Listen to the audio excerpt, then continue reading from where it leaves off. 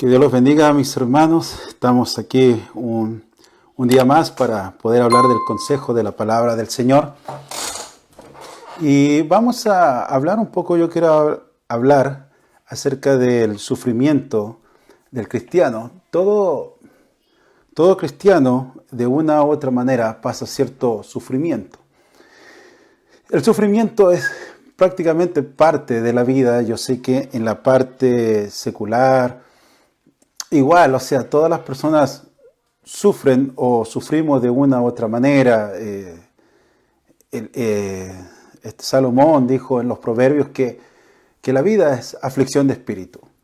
La vida en sí, en general, no estamos hablando solamente de la vida eclesiástica o del cristiano, sino que toda vida en sí es aflicción de espíritu. Dice que la vida es vanidad de vanidades y eso es parte de lo que tenemos que enfrentarnos a nuestro diario vivir. Tenemos que enfrentarnos en lo que hacemos, en lo que vivimos, cómo nos relacionamos. Pero yo quería hablar un poquito acerca de lo que es el sufrir del cristiano, el sufrimiento del cristiano, porque a través de la vida vamos conociendo de qué se trata el Evangelio, ya que nosotros estamos metidos un poco más dentro de lo que es el cristianismo, ya llevamos cierta cantidad de años. Vemos que siempre hay una lucha, siempre hay una batalla, como que estamos dentro de una guerra, y bíblicamente es lo que nos enseña, que estamos dentro de una guerra. Ahora, últimamente yo he visto de que hay lugares, hay iglesias o grupos, por decirlo de esa manera, que hablan y dicen que el cristianismo pareciera como que fuera color de rosa, que tienes que parar de sufrir, que tienes que ser simplemente siempre bendecido, que tu vida económica va a prosperar, y muchas de esas cosas que han hablado, que se han metido a la iglesia. Hablan también del amor, el amor propio, hablan del esoterismo y hablan muchas cosas, pero cuando vemos la iglesia o comparamos la iglesia de ahora con la iglesia primitiva, la vemos que es una iglesia sumamente diferente. Es muy, muy distinta a lo que se vive ahora en estos días. La iglesia ha cambiado.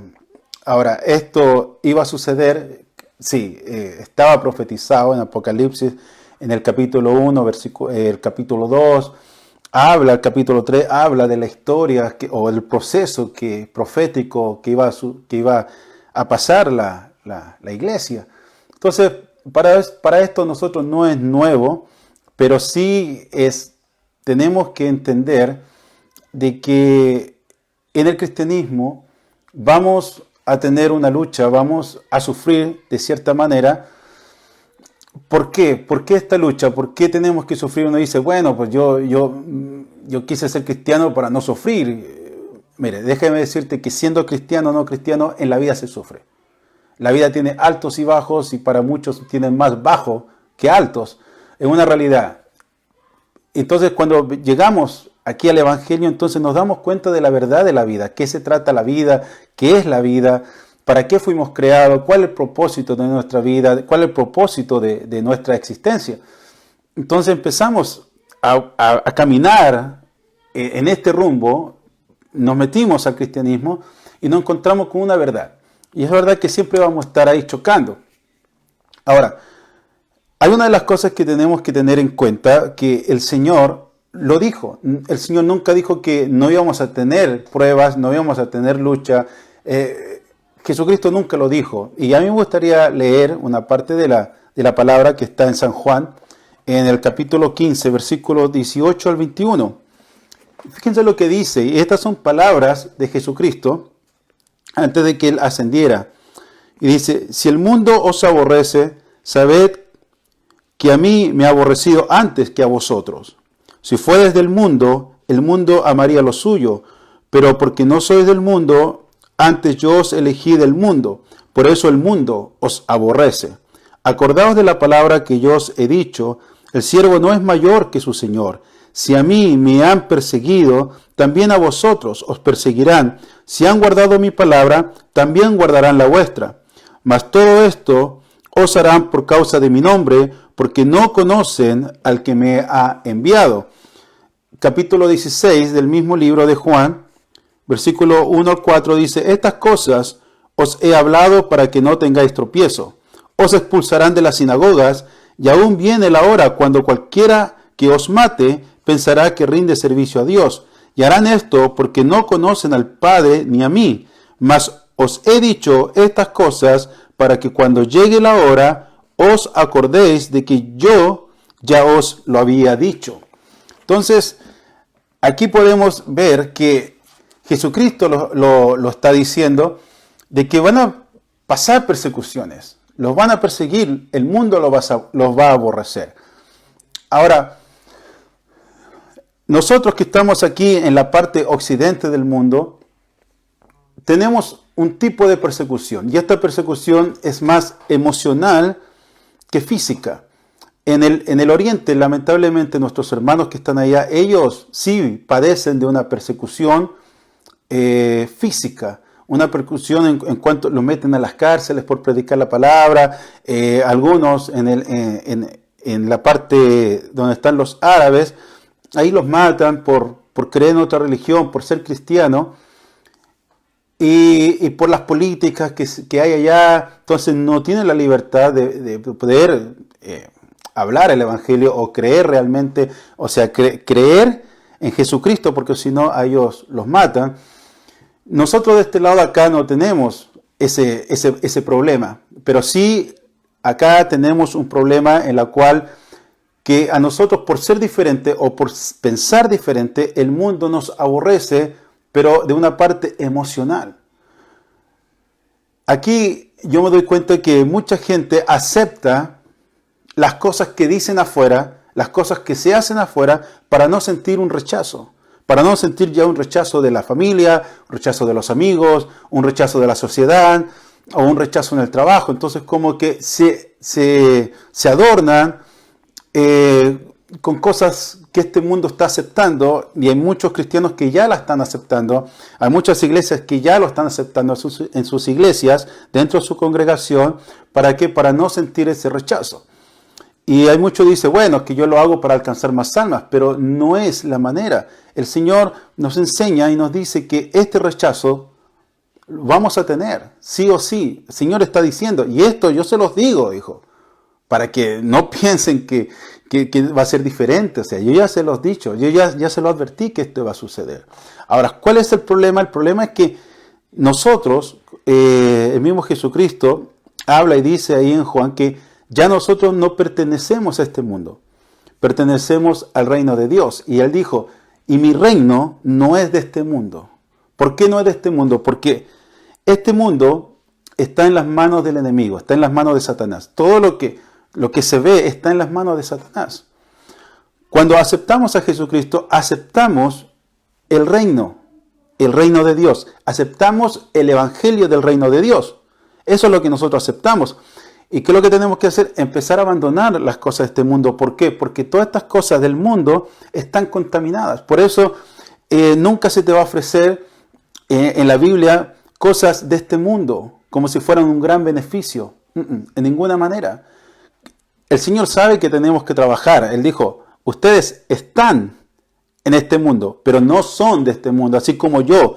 Yo estuve en este mundo, pero yo no soy de este mundo. Es lo mismo que pasa con nosotros. Estamos aquí, tenemos que trabajar, claro que sí. Tenemos nuestros teléfonos, nuestros vehículos, todo porque estamos en este mundo.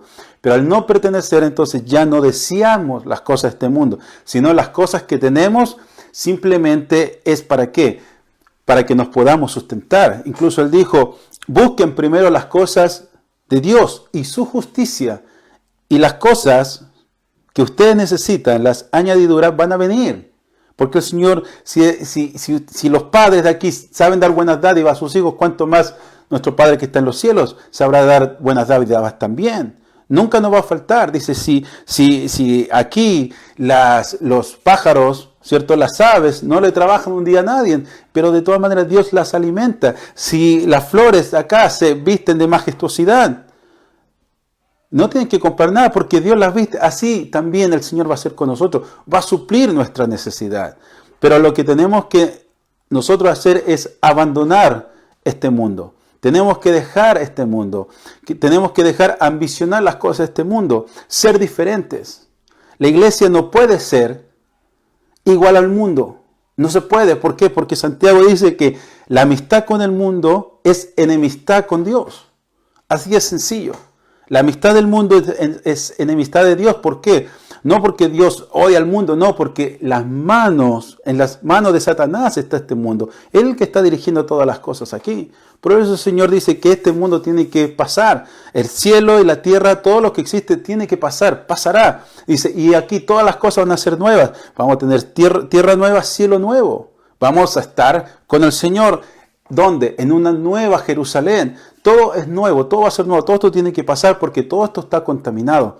Entonces nosotros no nos podemos contaminar. Ahora, cuando empezamos a decir, bueno, ya no quiero las cosas de este mundo, ya no deseo las cosas de este mundo, entonces automáticamente hay una guerra que se nos viene. Es la guerra entre el enemigo y las cosas de Dios. Es lo que nosotros tenemos que ver, las cosas que tenemos que entender, que va a llegar el momento dado en el cual nosotros vamos a hacer una guerra con el mundo. ¿Por qué? Porque ya no lo queremos, ya no lo estamos deseando. Entonces vamos a separarnos, nos vamos a separar del mundo y automáticamente empezamos una guerra. ¿Con quién? Contra el dueño de este mundo, el príncipe de este mundo. Entonces tenemos el reino de Dios, donde ahora pertenecemos, y está el reino de este mundo, la cual Satanás lo tiene. Entonces automáticamente hay una fricción, automáticamente hay una lucha. Entonces vamos nosotros a estar dentro de los caminos del Señor y automáticamente viene esta lucha. Miren, Pedro dice en el capítulo 5 de su carta de la primera epístola de Pedro, dice, sed sobrios y velad, porque vuestro adversario el diablo, como león rugiente, anda alrededor buscando a quien devorar, al cual resistid firmes en la fe, sabiendo que los mismos padecimientos se van cumpliendo en vuestros hermanos en todo el mundo. Y esto a mí me gusta mucho porque a veces nos ensimismamos tanto en los problemas, tanto en las pruebas, tanto en las dificultades, que pensamos que Dios nos abandonó, o que ya no somos nada, o que ya no valemos nada, cualquier cosa. Pero aquí el apóstol Pablo dice, ustedes sean sobrios, velad.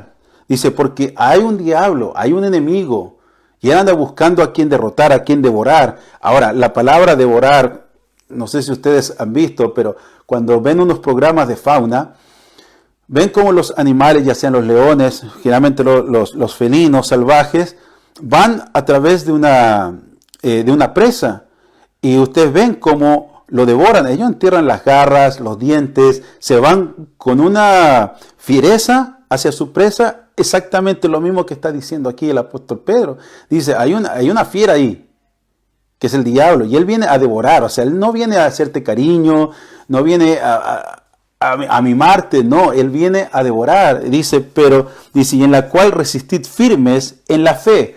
¿Cuál es esta fe? El apóstol Juan habla de esta fe. Dice que la fe que tenemos en Jesucristo, esta vence al mundo. Y esa es la confianza que tenemos nosotros los hijos de Dios, que aunque el mundo venga hacia nosotros, aunque venga el enemigo a querer devorarnos, a querer enterrarnos sus garras, sus dientes, entonces nosotros tenemos el escudo de la fe. Lo que dice el apóstol Pablo, y Juan dice, y esta es nuestra fe, este es el escudo, esta fe que vence al mundo. Entonces cuando pasamos de un lugar a otro lugar, pasamos del mundo, de pertenecer a este mundo, pertenecer al reino de Dios, entonces se crea un conflicto, se crea una guerra, pero nosotros estamos del lado del que tiene el arma más poderosa, que es Dios. Dios nos dio esta fe.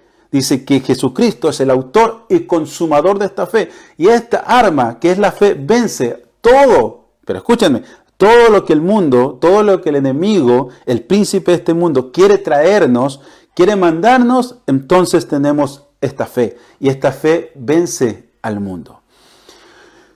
La primera iglesia del primer siglo ellos empezaron, que estaban los apóstoles, con una enseñanza recién salida, se puede decir, del horno. Jesucristo se las pasó así, las sacó y le dijo, y esto ustedes van a enseñar. Ustedes van a ir a bautizar, van a ir y predicar el evangelio, enseñando. ¿Qué van a enseñar? Enseñando la palabra de Dios, enseñando el camino, enseñando las buenas nuevas, las buenas noticias. Eso es lo que el Señor les puso. Los apóstoles empezaron, y ellos tenían esta enseñanza. El Señor les dijo, ustedes van a sufrir, ustedes se van a ir. Dice, y yo los voy a mandar a ustedes entre lobos, como si fueran lobos salvajes, lobos rapaces. Entonces, ellos van con ese conocimiento.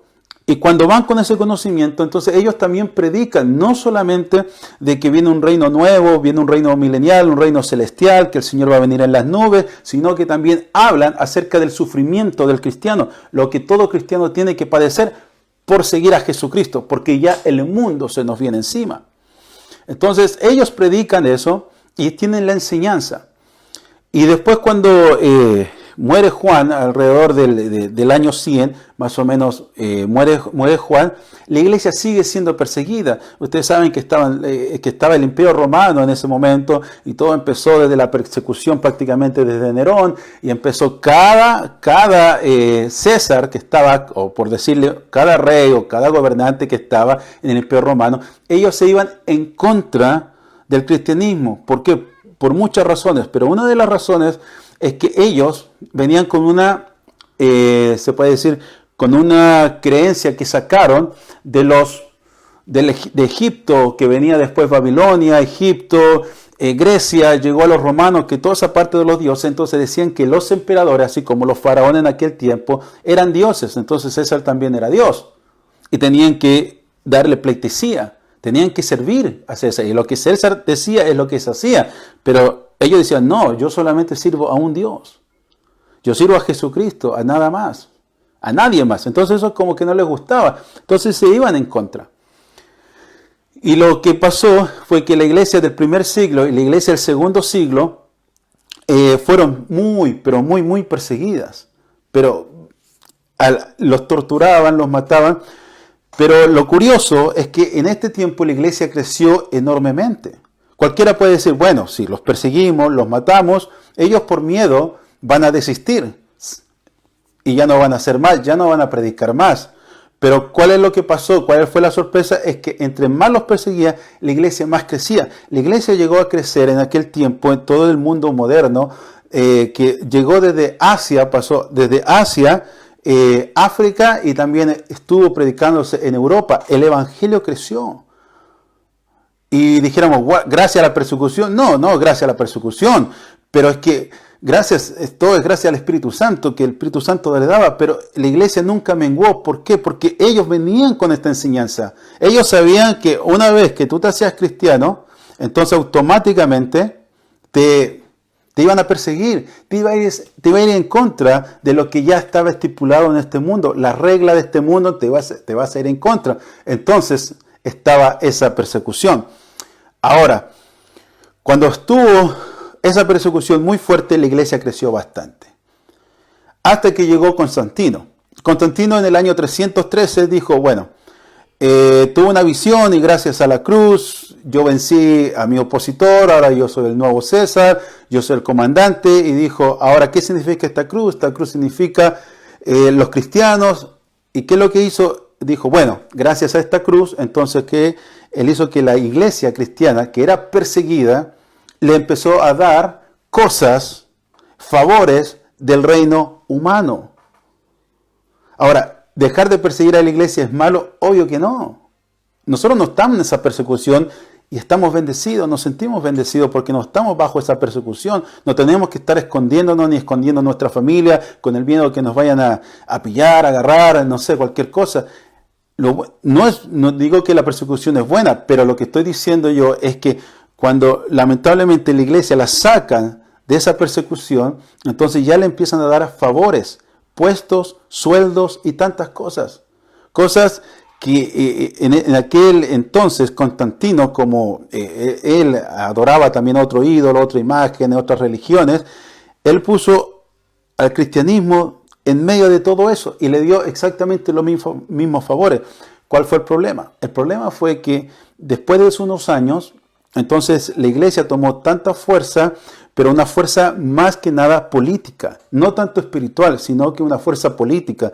¿Y con qué fin? Beneficios de esta tierra, beneficios de este mundo. Entonces la iglesia automáticamente cayó de lo espiritual a ser una iglesia totalmente mundana, porque ya no se movía el espíritu. Había gente, sí, a través de la historia vemos que había gente que sí servía al Señor de corazón y que se quiso oponer sobre estas cosas, pero era muy poco. Entonces llegó la época de una historia oscura, la historia oscura de la iglesia, donde no se movía la voz de Dios, donde no se escuchaba la voz de Dios, y algunos sentían eso y decían, vamos a quebrar esto, y lamentablemente los callaban y los mataban.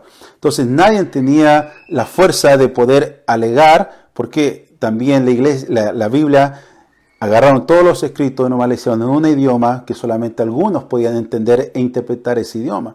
Entonces fue un movimiento en el cual inteligentemente sacaron la iglesia de ser perseguida a ponerla con favores de este mundo. Y eso es prácticamente lo que nosotros en esta época es lo que se vive. Queremos traer las cosas de este mundo y ponerlas a nuestro favor. Queremos tener lo mismo que tienen las personas de afuera. Queremos gozar exactamente de lo mismo, tener lo mismo. Si una persona dice, por ejemplo, solamente por ejemplo, no digo que está malo tener un yate, pero por ejemplo, si una persona tiene un yate y dice, yo también quiero lo mismo.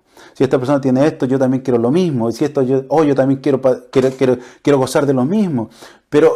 Y nos olvidamos de que nuestro trabajo aquí en la tierra es diferente. Ya no trabajamos para las cosas de este mundo, sino ahora que trabajamos para el reino de Dios. Tenemos que trabajar para Dios. Y una de las cosas que Dios dice que ya no vivo yo, sino que Cristo vive en mí. Entonces, ya no es lo que yo quiero, lo que yo deseo, sino es lo que Dios quiere, lo que Dios desea. Entonces, automáticamente vienen esa problemática en nuestras vidas. Y si de repente no tenemos para una casa, no tenemos para esto, entonces empezamos a alegar porque nuestra mente está más enfocada en las cosas materiales. Y no decir, bueno, Señor, es tu voluntad, o Señor, tú me vas a proveer la fe, no importa que tenga poco o que tenga mucho, yo te voy a servir de todas maneras. Pero no, pareciera que acá, en este mundo, tú tienes que tener para poder demostrar que tú eres bendecido. Tienes que tener una casa, un vehículo, un trabajo, un buen trabajo. Entonces la gente dice, wow, qué bendecido eres. No, esas son cosas terrenales, que son buenas en cierta parte, claro que sí, pero si no está dentro de la voluntad de Dios que tiene hacia mí, yo no me voy a amargar. Yo no me voy a sentir mal por las cosas que vivo. Al contrario, yo me voy a sentir orgulloso porque estoy sirviendo al Señor. Como dijo el apóstol Pablo, tanto en la escasez como en la abundancia. Yo sé vivir. Es la misma manera en la cual tenemos que tener nosotros, esa misma actitud. Tanto en la abundancia como en la escasez, yo sé vivir, yo vivo para Dios. Entonces tenemos que dejar las cosas del mundo a un lado. Y por eso, entonces se nos viene esa guerra. Es una guerra espiritual, es una guerra que se nos van a venir mucha gente encima. ¿Por qué? Porque ya no somos iguales. No podemos ser iguales. Ya Cristo vive en nosotros. Entonces ya, como dijo el apóstol Pablo, yo tengo mucho de qué gloriarme. Si les contara todas las cosas que yo tengo para gloriar, pero dice, pero ahora esas cosas yo las miro como basura. Yo no las necesito. ¿Me sirven? Claro que sirve. Claro que al apóstol Pablo le sirvió hablar idiomas. Claro que le sirvió conocer la teología bíblica del Pentateuco y de todo lo que nosotros le llamamos el Antiguo Testamento. Claro que le sirvió. Le sirvió ser romano. Claro que le sirvió. Pero él solamente usa eso, pero él no vive por eso ni para eso, sino que él ahora vive para Dios. Es lo mismo que tenemos que tener nosotros en cuenta. Nos van a, como el apóstol Pablo dice, a mí me encarcelaron, me latigaron, no importa. Se me van en contra, no importa. ¿Qué dirá mi familia? No importa. Pero ¿y qué pasa con mi trabajo? Tampoco el Señor va a proveer. Yo no estoy diciendo que renuncie al trabajo, pero a lo que voy yo es que si te menosprecian por ser cristiano, no importa. Tú sigue adelante, la vida sigue. Ahora, esta iglesia, la iglesia de Esmirna, que está profetizada en Apocalipsis, entonces el Señor conocía su su sufrimiento, conocía su persecución. Y fíjense lo que dice el Señor mismo Jesucristo. Le dice a Juan, y le dice que le diera este mensaje a la iglesia de Esmirna. Y dice, perdón, se me juntó la hoja. Y dice, no temas en nada lo que vas a padecer. He aquí, dice, el diablo echará a alguno de vosotros en la cárcel para que seáis probados. Y tendréis tribulación por 10 días. Sé fiel hasta la muerte, y yo te daré la corona de la vida. El que tiene oído, oiga lo que el Espíritu dice a las iglesias. El que venciere no sufrirá daño de la segunda muerte. Esa es una profecía que la tenemos que atesorar en nuestros corazones. No importa que nos maten, no importa que nos echen a las cárceles, no importa, por causa del Evangelio. No por hacer algún crimen, no me malentienda, sino que por causa del Evangelio no hagan estas cosas. Entonces dice, si tú eres fiel hasta la muerte, yo te daré la corona de la vida. ¿Qué es la corona de la vida? La corona de la vida es la vida eterna.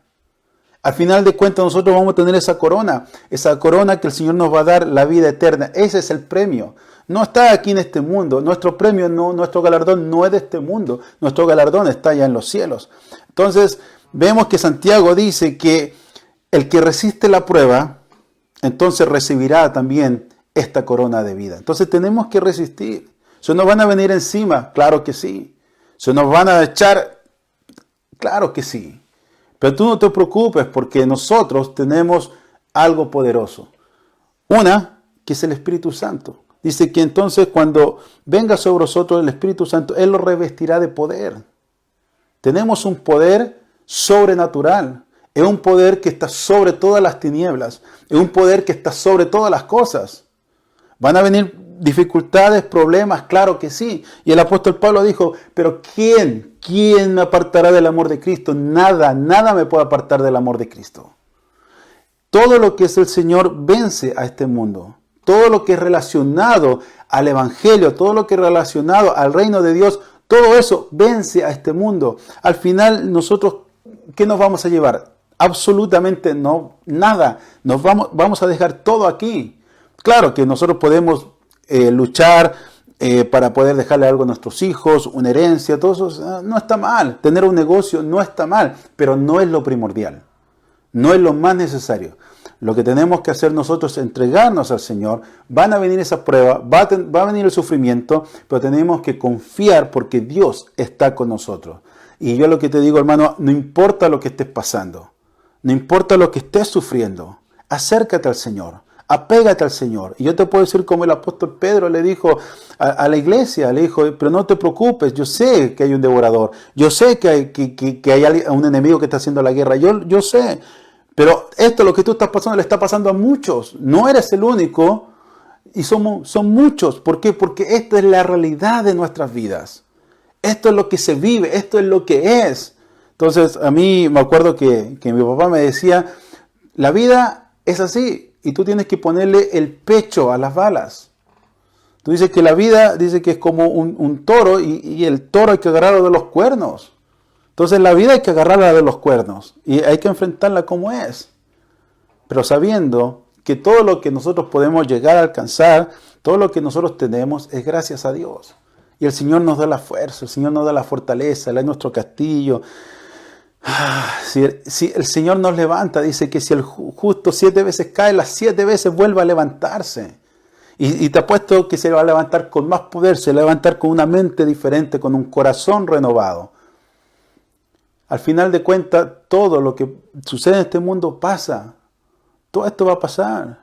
Si usted se pone a pensar, póngale 5 años atrás, 7 años atrás, 10 años atrás, los problemas que tenían aquel entonces ya no son problemas de lo que tienen ahora. Esas cosas quedan en el pasado, quedan atrás. Vamos superando las cosas en esta vida. Y no importa lo que estemos pasando ahora, eso va a quedar en el pasado. El Señor nos va a dar la victoria. El Señor nos va a sacar adelante. Y vamos en unos cuantos años más, quizás semanas, meses, no sé, vamos a ver hacia atrás, vamos a decir, wow, cómo el Señor me liberó, cómo el Señor me sacó. Y vamos caminando hacia adelante. Dice que el justo por la fe vive, camina por la fe. No vemos el futuro, pero lo que conocemos es que tenemos un Dios grande, un Dios todopoderoso, que Él todo lo puede y Él puede arreglar todo. Él es un Dios de lo imposible y en Él está nuestra confianza. Así que mis hermanos, yo lo quería dejar con este pensamiento de que no importa lo que esté sufriendo, tenemos un Dios grande, un Dios poderoso y Él nos va a sacar adelante. Y lo que estemos pasando ya estaba escrito. Tenemos que cambiar nuestra mentalidad y aceptar la vida. Tenemos que aceptar la vida como es. Así es, está en la Biblia.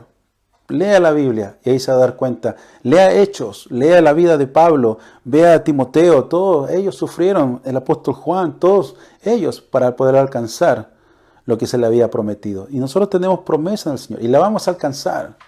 Al final el apóstol Pablo dice a Timoteo, ya cuando se estaba despidiendo, dice, yo ya guardé la fe, yo ya acabé esta carrera, ahora me espera una corona. Dice, esa esperanza de gloria porque yo no abandé, yo siempre fui fiel y es lo que tenemos que hacer nosotros, ser fiel al Señor.